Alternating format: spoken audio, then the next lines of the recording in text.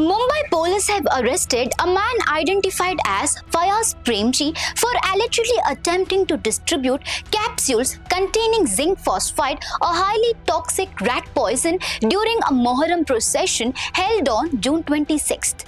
The incident came to light after a police patrol team noticed Premji distributing capsules to participants in the procession in an area under the jurisdiction of Byculla police station.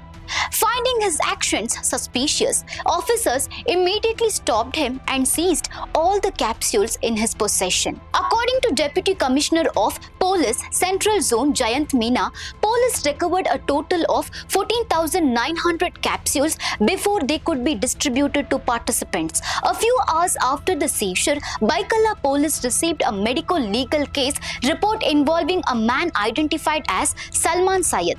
He allegedly suffered from stomach pain and vomiting after consuming one of the capsules. During questioning, police said Premji told investigators that he intended to target participants in the Muharram procession. Investigators also found that he had procured approximately 50 kilograms of zinc phosphide and had ordered 30,000 empty capsules, suggesting that the alleged act had been planned on a large scale.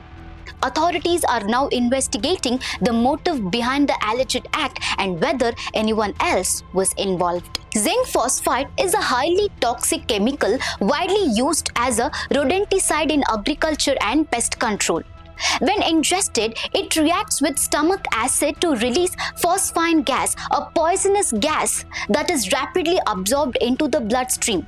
Medical experts warn that exposure can cause severe damage to multiple organs and may lead to organ failure, making the substance extremely dangerous if consumed by humans or animals. The swift action by Mumbai Police is believed to have prevented the suspected distribution of thousands of poisonous capsules during the religious procession. The investigation is ongoing.